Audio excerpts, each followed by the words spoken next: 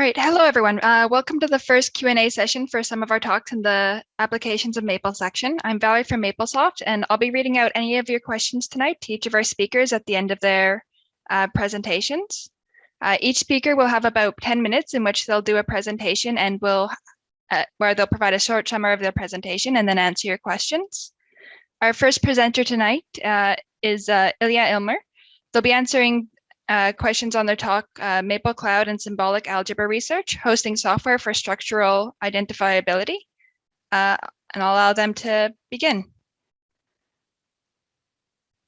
Thank you very much. My name is Ilia. Welcome to our Q&A about our structural identifiability analyzer toolbox. So in this brief talk, I will first give you an overview of what an identifiability problem is, kind of like a summarize of what we're trying to answer with this application. Then I'll introduce the toolbox itself, why we built it, what is included. I'll talk a little bit more about its features, some of the bottlenecks that we're currently facing, and how we're working on resolving them. And finally, I'll talk about final thoughts and comments. I'll mention future work, and I will also mention things that we were hoping to see in further Maple developments that really help us as developers of the software kind of facing customer. So let's begin with the identifiability problem, right? So in this question, we're usually concerned with a model that's based on ordinary differential equations. And the quality of such model can depend on many things, among which is one's ability to identify data from experiment. So you can think of a model, in this case, as a collection of ordinary differential equations, right? So everything that's in boldface is essentially a vector. And a collection of output functions. This could be thought of something you measure, right? And so in this problem, we might be interested in querying what can we know from these output functions given these differential equations? And especially we want to know maybe information about parameters. Parameter is locally identifiable if it can be known up to finitely many values, globally identifiable if it's uniquely known, and it's unidentifiable or non-identifiable when there are infinitely many solutions. And so we may be interested in seeking identifiable combinations. Now, in our toolbox, we were aiming to create a solution that incorporates multiple things in it and also approaches like a multifold problem, right? It's accessible to users, it's sufficient and rigorous, and it also, it's free, it needs no installation, doesn't depend on any system, and it answers all of the questions that I mentioned earlier, right? So we want to know identifiability of parameters, and we want to be able to mitigate non-identifiability of parameters.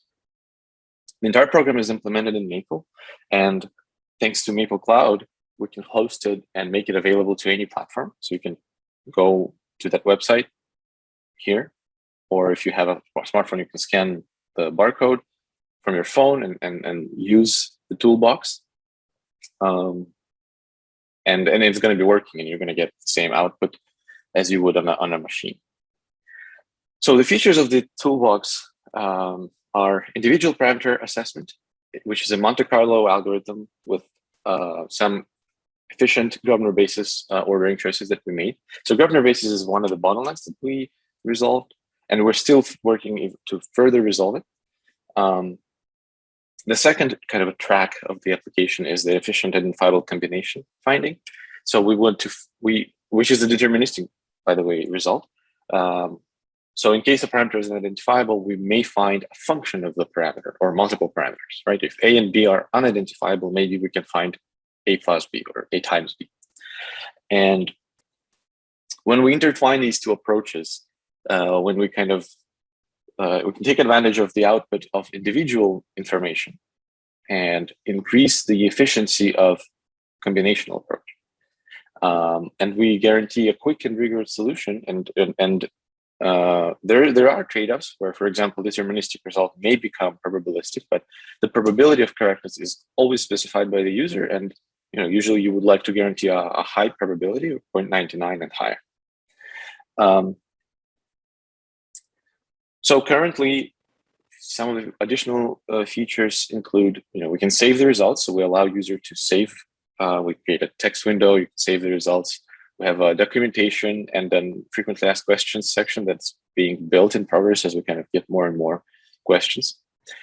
So what remains, as I mentioned, some things connected to Grosvenor basis, which we use. Actually, we use it in the identifiable combinations as well. But more importantly, the differential algebra package is still a little bit of an overhead because of the memory requirements. So we're trying to incorporate differential Thomas decomposition into the process of finding characteristic sets for an identifiable combination solution. So, and what additional things that we would hope to see and would really be helpful to us as developers is a way of logging the usage of the app. For example, we would be able to see what functionality needs more attention or which models require, which specific cases of ordinary differential equations need maybe some better optimization. Maybe there are special cases which are frequent but could be resolved more efficiently than running a full algorithm, kind of like we do the bypass as that I mentioned earlier here, right? So we can use bypass combinational computation using individual parameter assessment, things like this. And it would be a really cool feature to have a version control built into kind of Maple, where you could represent the application as a script, and it could be, built using continuous integration, continuous development, things like GitHub actions or GitLab actions. So that's kind of our vision for what would boost our productivity even further. But otherwise, I'd like to thank MapleSoft for organizing the conference, for creating a great platform like Maple Cloud. And I'm ready for your questions. Thank you very much. Thank you very much for presenting. So if anyone has any questions, please post them to the Q&A section, and we'll spend some time answering those as well.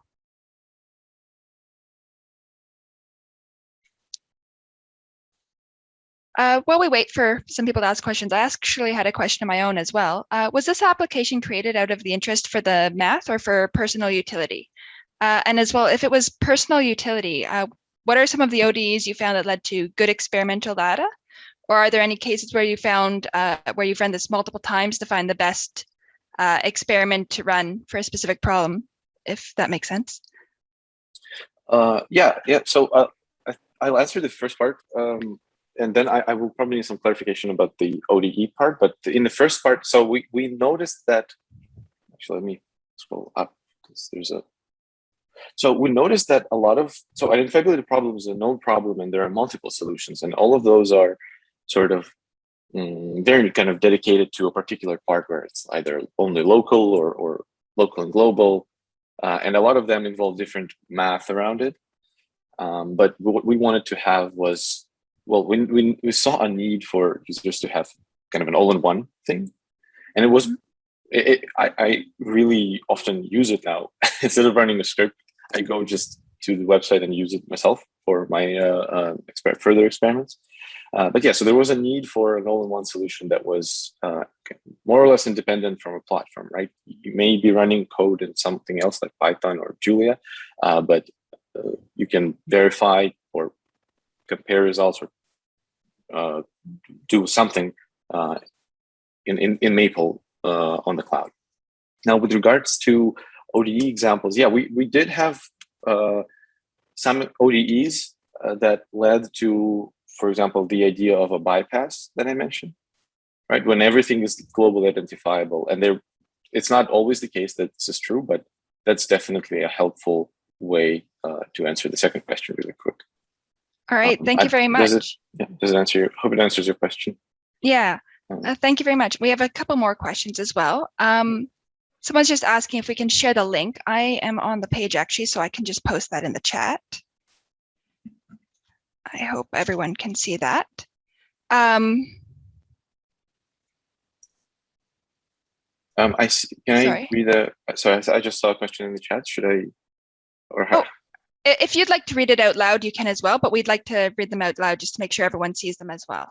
Oh yeah, absolutely. Sorry. But yes, the next question I think was any rough guidelines on number of state variables or parameters that your code can handle in a reasonable time, and where you are confident in the algorithm continues to make progress rather than get stuck. Well, so in terms of the number of states, so the algorithm can actually handle quite a lot. Like we had the ODEs. So it depends on the track. For some tracks, there are bottlenecks that prevent the algorithm running even with small amount of parameters. Like we had 4D equation where unfortunately the differential algebra package would hit a memory ceiling. And for the individual parameter track, we had 15 ODE models that run in several. It takes a few minutes, maybe 20 minutes or so, but they finish.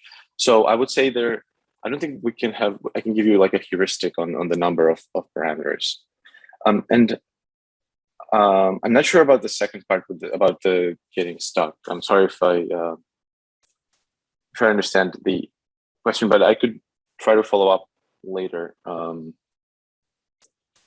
Because yeah, the algorithm may get stuck, but that's not something I think we can necessarily predict. That makes sense. All right. So there was one more question as well, but we do have to move on to the next presenter as well. But just quickly, is your toolbox applicable on the measured responses Y contaminated by the noise? Yeah, if they're right now I think the structural identifiability setup in general assumes noiseless measurement. So yeah, we assume that everything is kind of clear and there's no noise involved. All right, thank you very much then.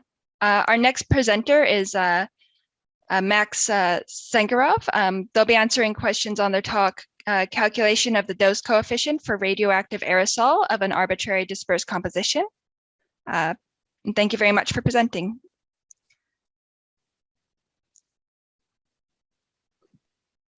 All right, can you see my screen and can you hear me clearly? Yeah, we can see and hear you, or see and hear you. Okay, great. Great, thank you. So, hello, dear colleagues. Today, I would like to present to you a joint work by Dr. Sakharov and myself. And the title of the work is Calculation of the Dose Coefficient for Radioactive Aerosol of an Arbitrary Disperse Composition. I understand that the topic can be rather specific, so let me quickly give you a short introduction into the topic. So what is a dose coefficient? A dose coefficient is a metric that is used in radiological safety and radiation medicine applications. And it is basically the value of human cell radiation dose caused by inhalation intake of any radionuclide. It is measured in activity units in sieverts over becquerel. And it is basically used to determine the exposure dose E when an organism is affected by any radiological nuclei. So the dose coefficient in practice depends on different physical and chemical properties. And in particular, it depends on the aerosol dispersion. So this is why it is quite crucial to be able to calculate those coefficients. Nowadays, the International Commission on Radiological Protection maintains a database which includes different pre-calculated values for this dose coefficient. And all of these coefficients are based on the assumption that we can use a log normal distribution based on different aerosol parameters such as diameter particle, activity of an aerosol, and other log normal distribution parameters such as median activity diameter and standard geometric deviation. So on this slide, you can see an example of this database. It contains 10 calculated values for different combination of log normal distribution parameters. And these values are presented for one particular substance, which is plutonium-239. But obviously, the database contains different values for all other radio substances. So why it is can be required to calculate this dose coefficient not in accordance with the database? Obviously, in real world, in real practice, there can be difference from the assumptions that have been used in the library. For example, if we have different substances affected by radiological substances, they can have different thermal or hydraulic properties or even mechanical properties. And as a result, we have different distributions for an aerosol that don't meet ones presented in the library. So we need to have another method that is capable to take all these assumptions into account. And this method is basically based on the weighted sum of known functions, which is based on the experimental data. So how does it work? Let's imagine that we have an experimental data collected in the area of radiological infection, and we have known values from our database. We can use these experimentally measured values and approximate them with a model, which is based on the known dose coefficients from the ICRP database. In this case, we can present this approximation as a weighted sum of those 10 functions. But obviously, we don't need to use all 10 functions for a particular substance, and we also have to be able to determine the weights. So how do we propose to do it? Let's imagine that we have 10 functions with the known parameters, and we can plot them in a log normal probabilistic scale, which, by the way, is absent in Maple, and we developed this plot on our own during this work. So it would be great to have this built in the future. But okay, we have built all those 10 known values in this log normal probabilistic scale. We can see that they appear to be straight lines, and we can use this grid, so to say, as a basis for our approximation. Now, if we know dose coefficients from the database for all 10 functions, we can try to determine the weights based on our experiments, on our measured data. And how can we do this?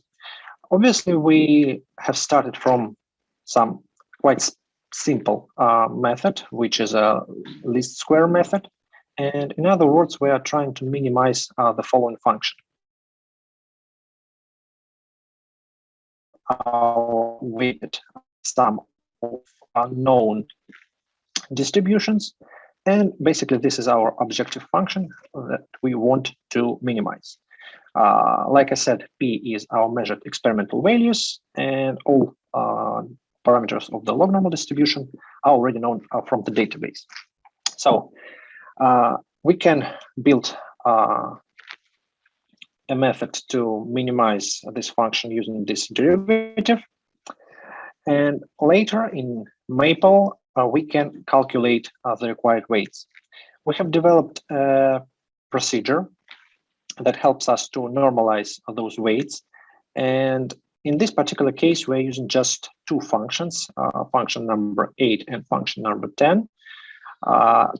And we use a nonlinear fitting procedure in Maple to calculate those weights. After we have them, we use them with this procedure to normalize those values. And now we have two weights, Q8 and Q10. Then we can just extract the corresponding coefficients from the ICRP database and type them into Maple. After that, our approximation for this particular case would be just a weighted sum. E8 times Q8, E10 times Q10.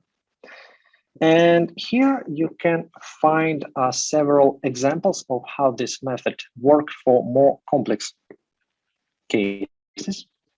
For example, here we are using a multimodal distribution and approximate our experimental data with this weighted sum. All weights are equal to 0.25, and we're using F4, F6, F7, and F8 functions to get this experimental distribution based on the known values from the database. Here we have been using a hyperbolic function with the following weights. Those weights are already different from each other, and as a result, we can obtain the following approximation, comparing to known individual approximation from the database. Here we have a Rosen-Romler distribution, also our approximation based on the known coefficients and experimental values. According to my timing, I'm just across the 8-minute mark. So thank you very much for your attention. And if you have any questions, I'll be ready to take them right now.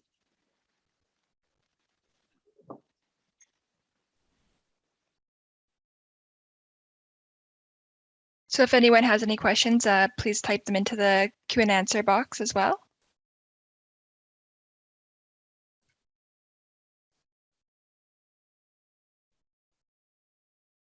So I did have a question as well.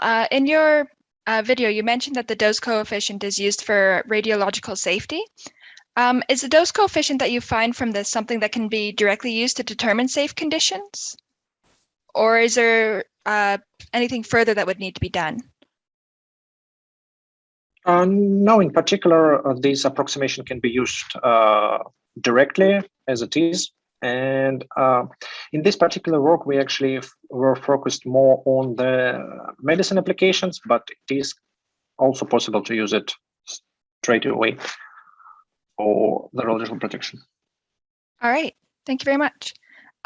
There's a question, what norm do you use to evaluate the error of approximation? Oh, in this particular work, we use just mean square error, but obviously for different distributions, we can try some other norms, and it could be really interesting to investigate this, but for now, we kept it this simple. All right, thank you very much. Thank you for presenting and answering some of the questions. Our next presenter is Daulet Nurakhmetov. They will be answering their questions on their talk on quality properties of eigenvalues of Euler-Bernoulli beams under axial loads. Thank you very much. Thank you very much. Hello, everyone. We want to present our research with respect to some quality properties of eigenvalues of Euler-Bernoulli beams under axial load. This work is a joint work with Professor Jumabayev and the researchers Anyarov and Kusainov. First, we formulated our problem. We studied two types of Euler-Bernoulli beam. Firstly, we consider clumped beam on both sides. In here, we have two types of axial load. Maybe firstly, we consider compressive axial load, and secondly, we can consider tensile axial load. Here we have also elastic foundation with function k of x. Next beam, here we have hinged beam. In two types of boundary volume problem we formulated for two this beam, and we show some quality properties of eigenvalues with respect to these beams. Firstly, we formulated clamped fastening at the points x is equal to 0 and x is equal to 1. In this case, mathematical model we formulated in the form partial differential equation, governing equation. Here we have rho is density of beam, A is cross-sectional of area, K of x is elastic foundation coefficient, EG it is flexibility of beam, and T is axial load. And if you replace our unknown function in the form of b of lambda x multiplied sinus omega t, then we can formulate eigenvalue problem in the form of 1 and 2. In this case, we have also formulated two boundary value problem in the interval 1/2 and 1, half of the interval. The first problem we formulated in the interval 0, 1, and the second one we formulated in the half of the interval.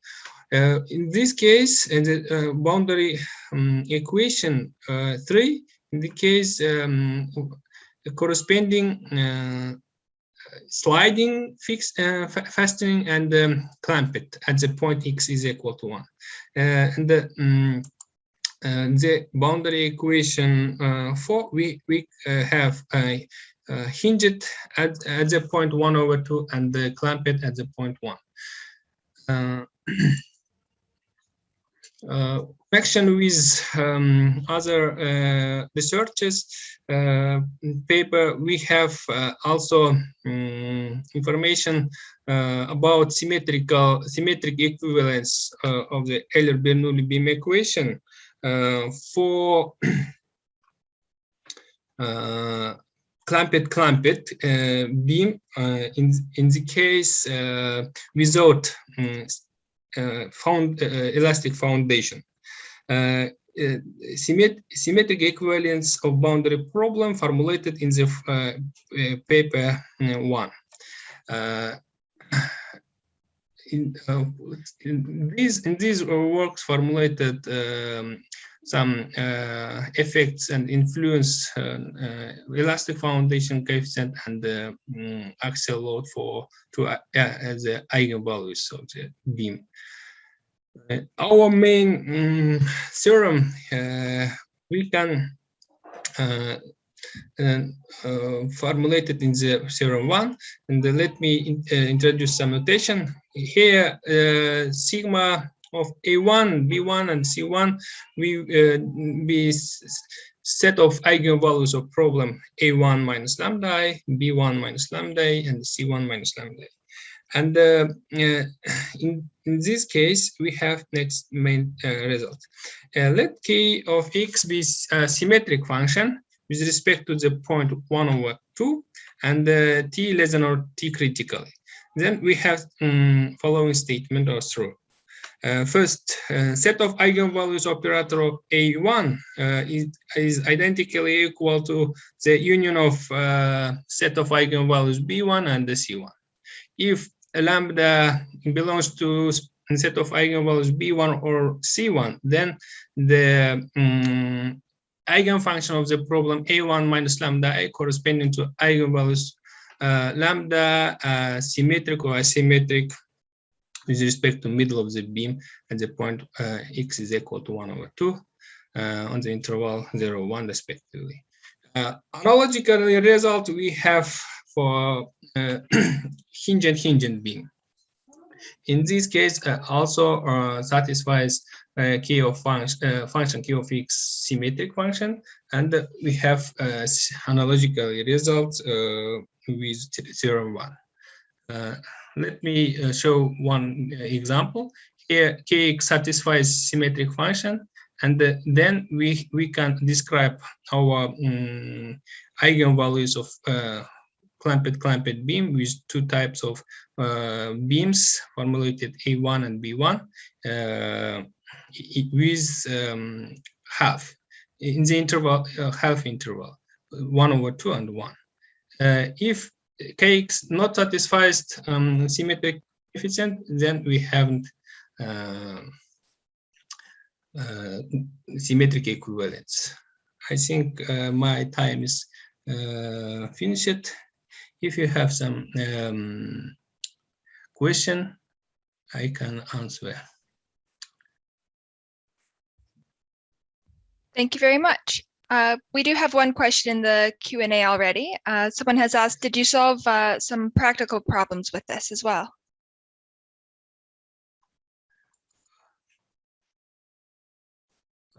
Practical problem, yes. Here, if you connected our clamped beam, for example, with a half beam, yes, with, for example, clamped pinnet together, then maybe we can maybe raising some resonance problem. It is very important in the MEMS technology. I think we can use these results for resonance frequency in the MEMS technology, also in engineering. Okay, this is my question, my answer. All right, thank you very much. Thank you.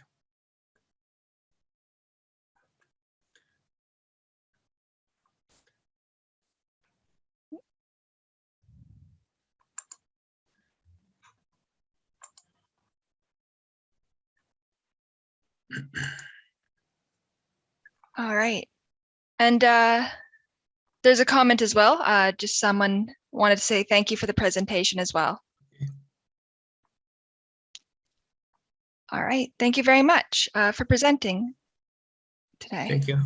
Thank you. Our next presenter is Vladimir Filin. They'll be answering questions on their talk, Symbolic Analysis of Linear Amplifiers with Multi-Loop Feedbacks in Interacting Problems, Programs Maple and FASTMEAN. So thank you very much today, and I believe they'll begin presenting soon. Yes, dear moderator, can I pass my speech to my co-author, Valentina Yurova, or it's impossible?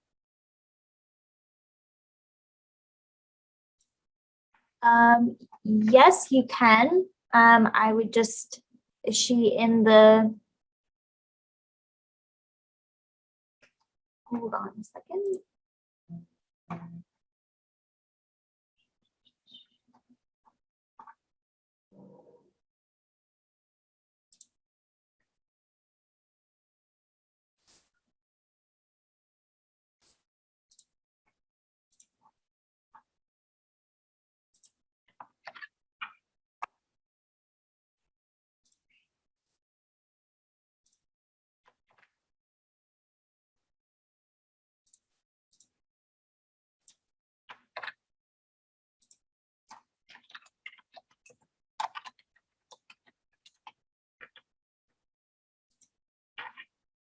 I just sent Valentina the link, the Zoom link, so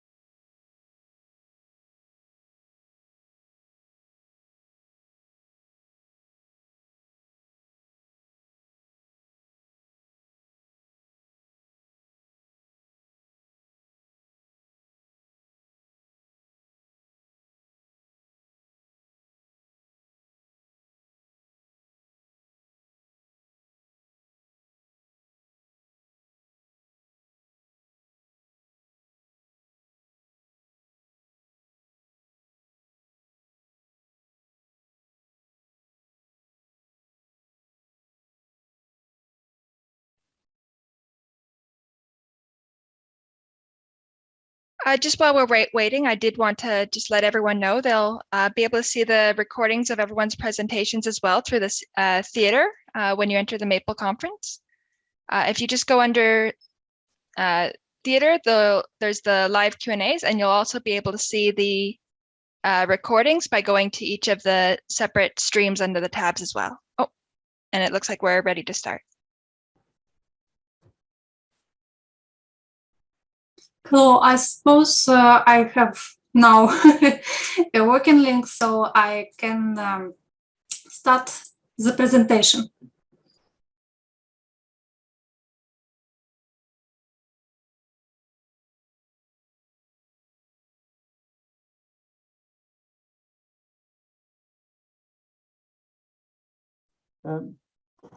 May I ask my speech, dear moderator?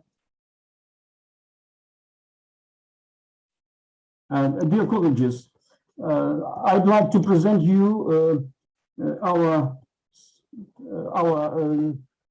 speech about symbolic analysis of linear amplifiers with a multi-loop feedbacks in interactive programs, Maple and FASTMEAN.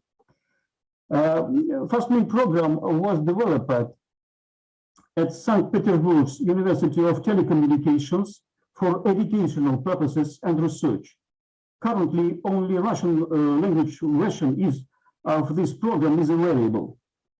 FASTMEAN is based on new algorithms for fast numerical solution of matrix differential state equation of the circuit. In addition, the program is equipped with a symbolic analysis module based on the innovative method of circuit determinants.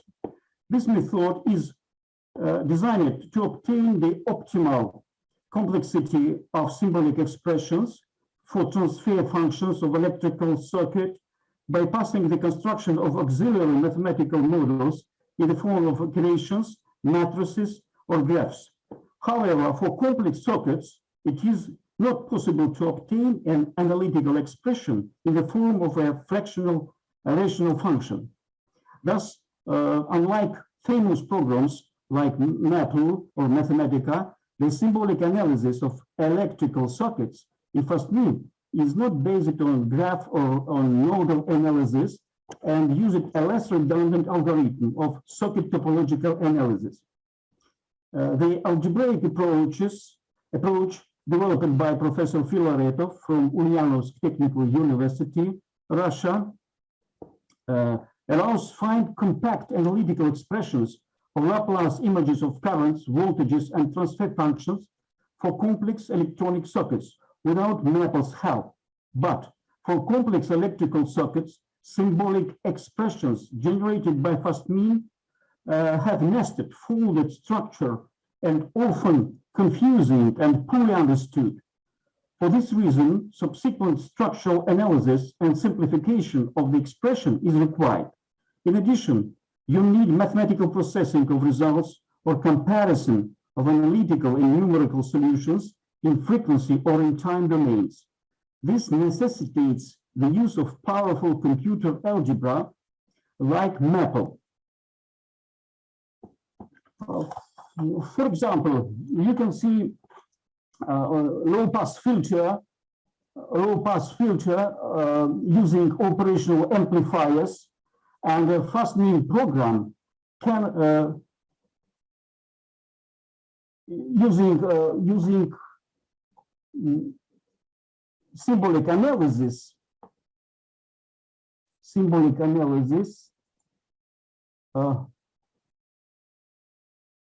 Here, symbolic analysis, you can find transfer function.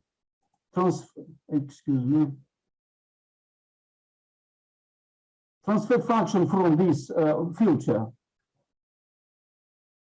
this difficult circuit. But we can use only form in using admittances or impedances. It is very difficult to understand this solution. So we can copy the text to Maple, and there we can mathematical transformation of this solution. For example, if we want to find a fractional rational function of a transfer function, we can use the Maple program.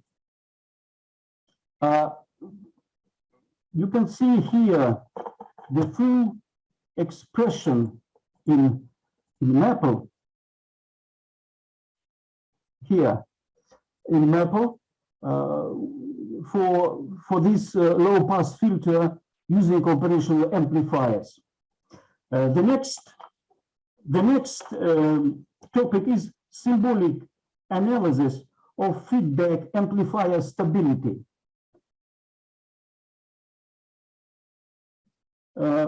Stability analysis is an important step in design of both electronic devices and electrical systems.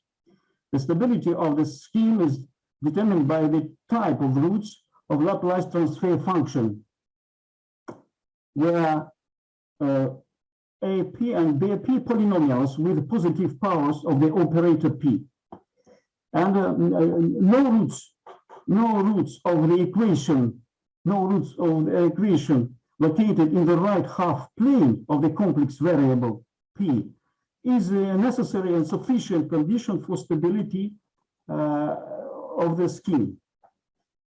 And all roots of this equation are in the left half plane of the if and only if all determinants of the form are positive. This equation gives convenient working formula for analytic analysis of feedback stability. For example, this third order socket with the feedback stability is analyzed by using FASTMEAN program and Maple. The result in the Maple we saw here. All operations performed are attached in file active filter. All operations. And the next topic is symbolic analysis of structures of linear feedback amplifiers. This equation represents the more convenient working formula for the analytic treatment of feedback. The fact that equation 3 expresses F in terms of the determinant of the system is particularly convenient in studying the relation between feedback and stability, since the roots of the determinant tell whether or not a system is stable. The formula 3 is also useful in studying multiple loop systems, since if we once know the determinant, we can evaluate the individual feedbacks without making a complete separate calculation for each amplifying element. Let's consider a technique for obtaining analytical expressions for feedback amplifiers with the different structures using program FASTMEAN and Maple. All investigated circuits built on an operational amplifier with a finite gain. Let's start with the simple schemes. Inverting amplifier is and its result of symbolic analysis in FASTMEAN shown here. And replacing symbols with the more convenient ones and carrying out the simplest transformations in Maple, we obtain the gain. The return difference, and loop gain, and the graph of the circuit.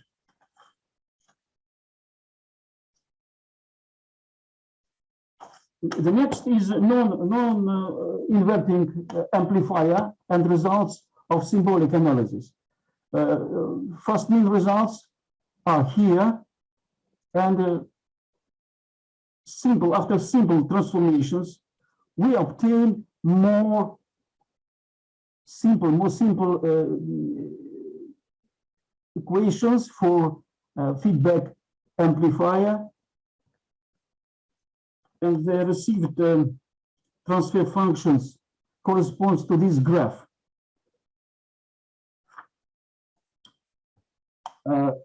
Two-stage amplifiers, more difficult, excuse me, more difficult two-stage amplifiers, symbolic analysis performed in FASTMEAN, results are here. And for maple applications, maple transformations gives this more interesting equations and this graph. So the interaction of maple and FASTMEAN allows solving various tasks arising in research and in educational process when studying electronics and circuitry design course. Thank you very much. Thank you very much. We do have one question available as well in the Q&A. It asks, where is FASTMEAN available and what does FASTMEAN do that isn't available within Maple and Maple packages? Yes, FASTMEAN is available. Demo version is free and available in this address. This universal program, which permits numerical and symbolic analysis. Excuse me, but now only Russian version of this program is available. But students of technical universities in Russia and in other countries use this program because there are new algorithms for fast transient analysis. All right, thank you very much. And then there was another question about how the graphs were created. Excuse me, repeat please. There was a question about how the graphs or the plots were created. Yes.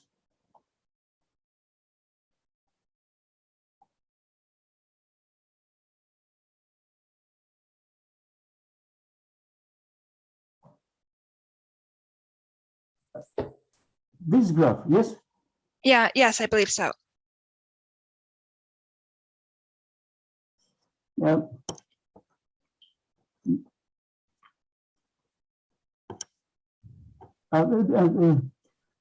This graph is mapping from these equations. From these equations, this nodes is equivalent for this transfer function. Point 1 is for input of signal, and point 2 is output of signal.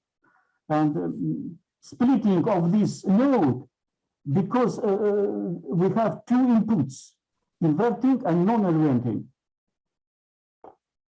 All right. Oh, yes. Sorry, thank you very much. Unfortunately, we're a little bit crunched for time as this session should be ending shortly. But I want to thank you very much for your presentation, and I want to thank everyone else as well for all of their presentations today.